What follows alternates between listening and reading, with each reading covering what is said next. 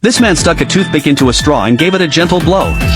As a ninja living in hiding, he had to keep his assassination skills sharp. Just as he was about to fall asleep, a man's voice suddenly came from the doorway. Even though Mike was just a low-ranking ninja, the only person who could enter so quietly was his superior, John. John had brought him a new mission, to infiltrate a high school and investigate a rogue ninja hiding among the students. Mike agreed without hesitation, but to his surprise, the package didn't just contain a school uniform, it also came with a full set of ninja gear. With the press of a button, the parts of the suit it covered would turn invisible. Just then, a woman's voice shouted from the apartment next door. It was his roommate. She'd run out of toilet paper and asked Mike to help. The woman told him not to open his eyes, or she'd kill him. Mike immediately shut his eyes, then crawled along the wall like a spider into the bathroom. As long as he didn't open his eyes, it wouldn't count as peeking. But just as he was about to finish the task, Mike suddenly opened his eyes. どうぞ。似てんじゃねえよ There are about 200,000 hidden ninjas living in Japan. They could be office workers or just middle-aged men, but once they get an order, they move out immediately to carry out assassinations. Anna was a rookie female ninja. Her target this time was a foreigner. She thought it would be an easy mission, but the target's strength was far beyond her expectations.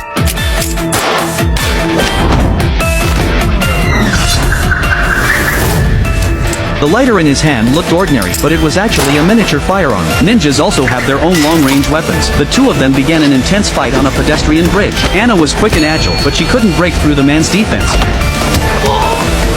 John was watching from a distance. Normally, he wouldn't interfere. Ninja missions are done solo, and success or failure directly affects their promotion. But as time kept ticking by, Anna still hadn't completed her task. The physical disadvantage of being a female ninja began to show. She was clearly running out of energy.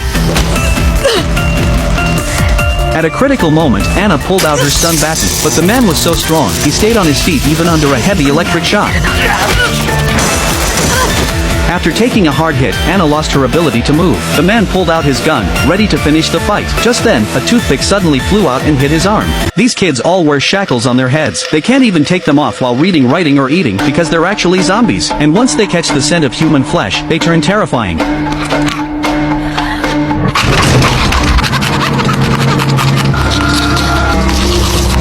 In the future, humans are raising and studying this second generation of zombies. They're different from regular zombies. They can talk, they can think, and they're even smarter than normal kids. Like the girl Anna, every morning, she gets into her wheelchair on her own, carefully adjusts her straps. When the soldiers come in with their guns, she even greets them first. Good morning, Private Gallagher. She lets the soldiers lock her shackles without resistance, and she reminds them not to forget to double-check. But the soldiers never respond. They never talk to her, never touch her. No one in the facility treats them like humans, except for one person, a gentle female teacher. Every day, she teaches these little zombies the periodic table and helps them learn about human history. Sometimes she sneaks in a chat or tells them stories. Anna really likes her, but Anna doesn't know why they have to learn about human knowledge. She only knows that every night, a doctor comes in to test her with questions, and she always gets the answers right. One night, the doctor asks her to pick a number. Anna casually says 13. The doctor seems pleased and walks away. The next day, Anna is sent to class as usual, but she quickly notices that student number 13 is missing. She asks the teacher where he went, but the teacher dodges the question. Anna immediately understands. The doctor must have taken him. So that night, when the doctor came to question her again, Would you like to give me another number? Anything from... the doctor freezes, because 4 is Anna's own room number. That's when he realizes Anna has figured it out. And sure enough, the next day, the person who came for Anna was an officer. He doesn't take her to class. Instead, he pushes her wheelchair toward the outside. Anna, who's been locked underground her whole life, sees the outside world for the first time. Beyond the fence is a dense crowd of zombies, with just a few soldiers firing at them. Anna is taken into a lab. It turns out her exceptional ability to learn and observe proves she's the most advanced of them all. If they use her to develop a zombie vaccine, they might actually succeed. They inject her with a sedative and lift her onto an operating table. Just as they're about to begin the surgery, an alarm suddenly goes off. The doctor doesn't realize zombies have already broken in. She simply tells her assistant to shut the window. This girl sent a death countdown text to everyone in the world, with the exact time each person would die written on it. At first, people weren't sure if it was real and out everyone's death countdowns. Finally, she locked the computer. Without this computer, God can't do anything. With everything set, EA followed her brother's instructions and stood in front of a washing machine. That machine was the only way to reach the human world. This man actually parked his car on the train tracks, just going to buy a drink, but he locked all the windows. After buying the drink, he didn't rush back. Instead, he sipped slowly while watching the clock nearby. He was waiting for 9:15. That's when the the train would come. His plan is to have the train kill the 3 kids trapped in the car. The kids quickly realized their stepfather's plan, but no matter how hard they tried, they couldn't open the windows, and there was only 1 minute left. That's when the boy spotted a switch to change the train's track, but it was way too far to reach. The sister had an idea. She tore a spring out from the seat, attached it to a doll's head, and smashed the rear window lock. She pushed open the window, and tossed the doll head to the ground. Then, they pulled the string until the doll's head wedged in the window, compressing the spring, and let it go.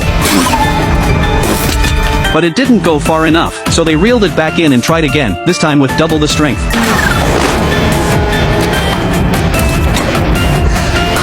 But the train was already coming. They ran out of time. Their stepfather grinned with satisfaction. In his mind, the kids were already dead.